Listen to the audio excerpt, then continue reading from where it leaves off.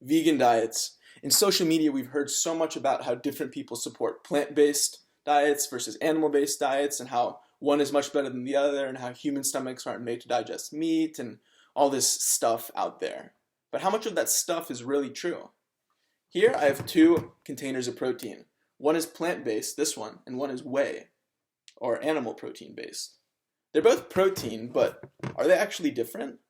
In general, we all eat the same macromolecules, fats, carbs, proteins, but how does the source of that vary? Like, how does that affect you? Newly published clinical trials have looked into this stuff and how it affects metabolism, weight loss, insulin responsiveness, and cholesterol. So let's take a look and jump right into these trials. What's up, everyone? My name is Henrik, and welcome back to another clinical trial review. Today I'm breaking down a study that looked at a vegan diet intervention over 16 weeks in overweight subjects. This really incredible study was done by Dr. Hana Kahleova and others from the Physicians Committee for Responsible Medicine in Washington, D.C. in the United States. Growing up, I've heard so much about vegan and vegetarian diets in so many different contexts. Some people were crazy about saving the environment or scared of eating cute cows or chickens, or people were worried about how human stomachs aren't made to digest meat or break those things down. I personally feel like it does make sense that cutting some of these foods out could help with overall physical function, but for me at least it's difficult to cut out those foods that I enjoy eating. Research suggests that the acid-base balance of the human body can have huge effects on metabolism, and modern Western diets with animal products can be too acidic, and this acidity has been connected to your body's response to insulin. There have been few different studies on vegan diets, but they've looked at specific populations of people like postmenopausal women, people with type 2 diabetes, and people with different nutrient deficiencies. The study today looks at how the vegan diet affects your dietary acid load, along with cholesterol levels, insulin response, and weight loss. Ironically, a few months after this paper was published, another trial was published looking at basically the same thing, the vegan diet on dietary acid load and insulin response. I personally chose to look at the one today because it looks at more variables, has a larger sample size, and looked at an intervention over a longer period of time. But this just shows that the results have effectively been replicated and corroborated. Let's jump right into the study and break it down. Looking into the study design, this was a randomized controlled clinical trial over 16 weeks that enrolled 244 participants. Participants included both men and women aged between 25 and 75 years old and had a BMI between 28 and 40, so all clinically overweight and in Washington, D.C. Some exclusion criteria to not be in the trial were that you couldn't already be on a vegan diet, you can't have diabetes, you can't be pregnant, you can't be a smoker, and you can't abuse alcohol or drugs if you want to be in this trial. Participants were equally split up into two different groups. There was an intervention group, and the intervention group ate a low-fat vegan diet with no animal products or animal fats, and they were supplemented with vitamin B12 because that's known to be low or non-existent in vegan diets. There was also the control group, and the control group didn't change anything about their diet. Alcohol use was limited in both groups, but otherwise they didn't change medications or exercise habits or anything else. In the 16 weeks of the study, there were two assessment days, one at the beginning and one at the end. A 3-day dietary record, like a journal of what you ate, was recorded at each of the assessment time points. And to make sure people were eating their respective diets, researchers called the participants at different times and asked about it. The subjects could have definitely broken the vegan diet, they could have lied about it to the researchers, so it's important to note that this study was based on trust or self-reporting, not some laboratory way of making sure people are eating vegan.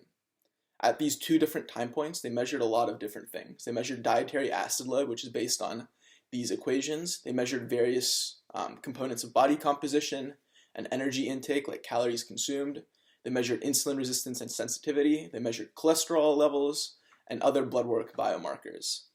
It's important to note that in this study, they only looked at two different time points, at the beginning and the end, rather than looking at it once a week for 16 weeks or once a month over 4 time points. So maybe the data could look different and could be stronger if it was done more frequently, but it's also important to note that it's really expensive to run these tests for a lot of people for a lot more time points, so that's probably why they didn't do it.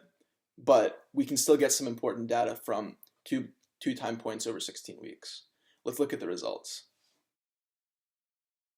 Looking at the results after 16 weeks, the intervention group, or the vegan diet group, ended up eating significantly less calories per day than the control group.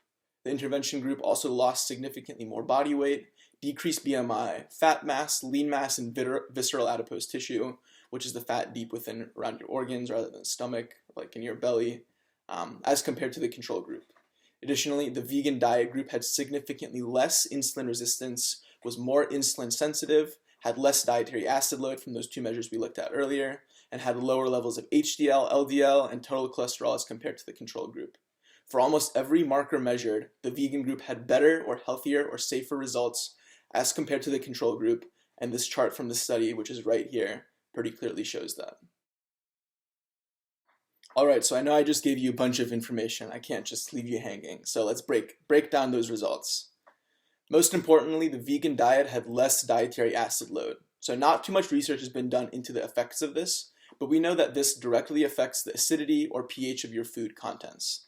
This can cause metabolic acidosis, which is too acidic, or alkalosis, which is too basic. Specifically, animal products like cheese are the primary precursors to acids in the diet.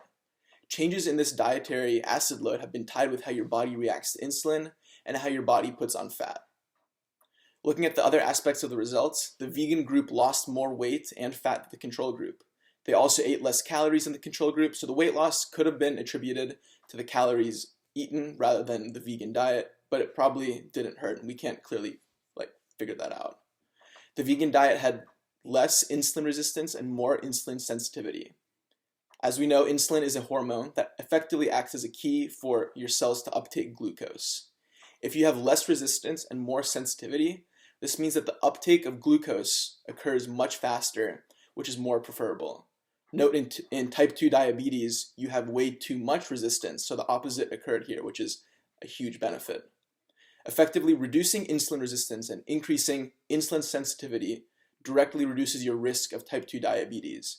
In fact, a study looked at this. Substituting 5% of energy intake from animal protein to vegetable protein was associated with a 23% decreased risk of type 2 diabetes. It's important to note that this study today only looked at overweight people, meaning a BMI of 28 and up, so it could be less applicable for people who have a normal or healthier weight. The study also didn't look at how physical exercise affects these variables, although they did say that physical exercise technically reduced in both groups, so maybe this could have an effect on insulin resistance or fat loss differently. Asking my favorite question here, why does this matter? Or what can we learn from this? Well, the study today looked at vegan versus normal diets and found that a vegan diet led to fat and weight loss, lower cholesterol levels, reduced dietary acid load, and subsequently improved the body's response to insulin. Weight loss, primarily for obese or overweight people, is healthy for literally every aspect of human health, unless you get too skinny, of course, and that's a different thing. Generally, not having high levels of cholesterol is also significantly better for your heart health and cardiovascular health, and reducing dietary acid load is significantly more beneficial for metabolic health and your body's response to insulin, especially with reducing the risk of type 2 diabetes. A vegan diet likely caused all these changes. This doesn't mean it will guaranteed happen to you if you switch to a vegan diet, but it definitely can. People's bodies can react very, very differently to different types of food that you eat. A vegan diet might not get you all the nutrients you need as well, like calcium, iron, and vitamin B12, so that's something to keep in mind.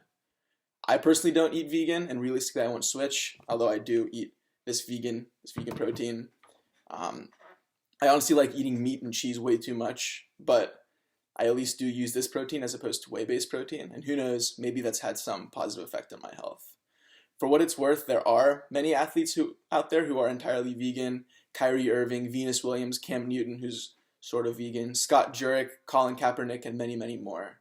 And they all seem to love it, and they're all pretty successful athletes, so that can say what you want. But regardless, I'm not here to provide advice or recommendations. I'm just here to bring new, interesting, applicable clinical trials to your notice, and I'm sure you can reach out to your own doctor to look for more information or to look for recommendations as well. But thank you for listening. That's all I really had today. My description has the full paper linked with some of my other references. Additionally, that other paper that had similar results is also linked below. Don't forget to like, comment, subscribe down below. If you have an interesting clinical trial or topic, please throw it in the comments and I could review it and maybe look at it. I hope you guys learned something today and have a good one. Thanks.